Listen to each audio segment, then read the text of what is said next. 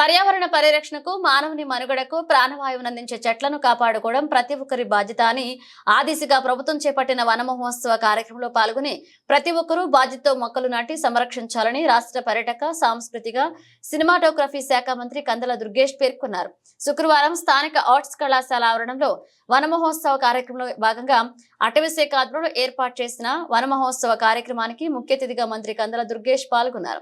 తొలుత వన మహోత్సవ కార్యక్రమంలో ఆర్ట్స్ కళాశాల ఆవరణంలో మొక్కలు నాటే కార్యక్రమాన్ని మంత్రి, కలెక్టర్, ఎమ్మెల్యేలు ప్రారంభించారు. ఈ సందర్భంగా ఏర్పాటు చేసిన సభలో మంత్రి కందల దుర్గేష్ మాట్లాడుతూ వృక్షో రక్షిత రక్షితః అనే సంకల్ప దీక్షతో చెట్లను సంరక్షించడం వలన అవి మానవ మనుగడకు ప్రధానమైన ఆక్సిజన్ అందిస్తాయన్నారు.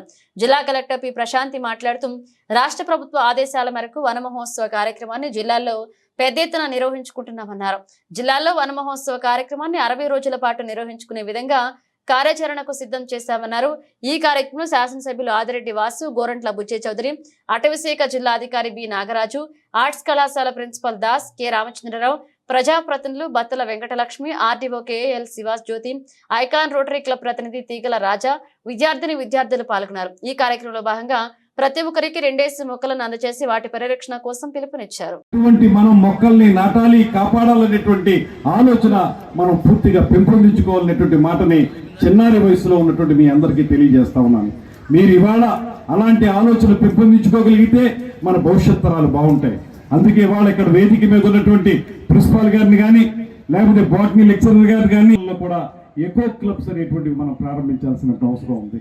ఎన్విరాన్మెంటల్ ప్రొటెక్షన్ అనేటువంటిది ఎదిగిపోయినటువంటి వ్యాపారాత్మక దృక్పథం పెరిగిపోయినటువంటి పెద్దల్లో ఉండదు.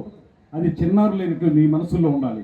అది రావాలంటే ప్రతి కళాశాలలోనూ కూడా చదువుతో పాటు ఈ ఎకో క్లబ్స్ అనేటువంటివి ఏర్పాటు చేసుకున్నట్లయితే పిల్లల్లో ఎన్విరాన్మెంట్ని ఎందుకు ప్రొటెక్ట్ చేసుకోవాలి, ఏ రకంగా మనం కన్జర్వేషన్ ఆఫ్ బయోడైవర్సిటీ అంటాం, ఆ కన్జర్వేషన్ ఆఫ్ బయోడైవర్సిటీని మనం ఎలాగా కాపాడుకోవాలనేటువంటి మాటని మీకు నేర్పే విధంగా మన విద్యా విధానం ఉండాలనేటువంటి మాటని మనం చెప్తున్నాను. ఇప్పుడు ఖచ్చితంగా తూర్పుగోదావరి జిల్లాలో ఉన్నటువంటి అన్ని పాఠశాలల్లో, అన్ని కళాశాలల్లో కూడా ఈ ఎకో క్లబ్స్ ఏర్పరిచే విధంగా, అందులో విద్యార్థుల్ని భాగస్వామ్యం చేసే విధంగా మనందరం కృషి చేద్దామనేటువంటి మాటని మీ అందరికీ మనవి చేస్తున్నాను. అదేవిధంగా రాబోయే రోజుల్లో మీరందరూ కూడా చూస్తారు, మేము మా చిన్నప్పుడు ఇంత వేడిని మేము చూడలే, ఇంత ఎండని మేము చూడలేదు. రాజమండ్రి చాలా ప్రశాంతంగా చల్లగా ఉండేది, గోదావరి పక్కన ఉండేది. సముద్ర తీర ప్రాంతాలంటే కొంచెం హ్యూమిడిటీ ఎక్కువ ఉండేది, కానీ మన ప్రాంతం చాలా చల్లగా ఉండేది. ఆ రోజుల్లో బెజవాడ అనేవారు, విజయవాడని బెజవాడ మాత్రం బాగా ఎండలు ఉండేవి, అందుకే బెజవాడని బ్లేజ్వాడ అనేవారు, మండే ఎండలు అనేటువంటి మాటతోటి. ఇవాళ రాజమండ్రి చూస్తే విజయవాడని, అన్ని పెద్ద పట్టణాలని, ఎక్కడైతే బాగా హ్యూమిడిటీ ఉంటుందో అటువంటి పట్టణాలను దాటిపోయి చాలా ఎక్కువ వేడి ఉంది.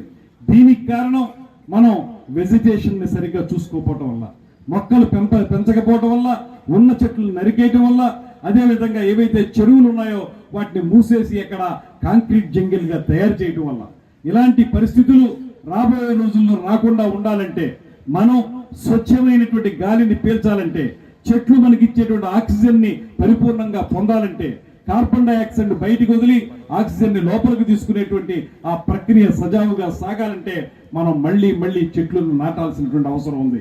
నాటడం మాత్రమే కాదు, పెంచాల్సిన అవసరం, వాటిని బతికించాల్సిన అవసరం మనందరి మీద ఉందనేటువంటి మాటని మీ అందరికీ తెలియజేసుకుంటూ, ఎన్వైరన్మెంట్ బ్యాలెన్స్, ఈ ఎకోసిస్టమ్ బ్యాలెన్స్ గాని తప్పితే డెఫినెట్ గా మన జీవితమే ప్రశ్నార్థకం అవుతుంది.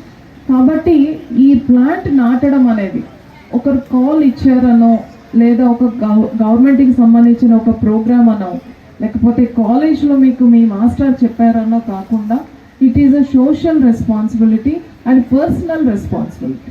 సో మనం దాన్ని ఒక వ్యక్తిగత బాధ్యతగా మనం తీసుకొని ప్లాంట్స్ నాటి ప్లాంట్స్ని బ్రతికిస్తే మనం చాలా ఎన్నలేని సేవ చేసిన వాళ్ళని అవుతాం. సో ఈ అవకాశాన్ని అందరూ వినియోగించుకొని విరివిగా ప్లాంట్స్ నాటించండి. అలానే ఎవరైనా చెట్లు కొడుతునేటప్పుడు అది ఆపడానికి కూడా ప్రయత్నించండి.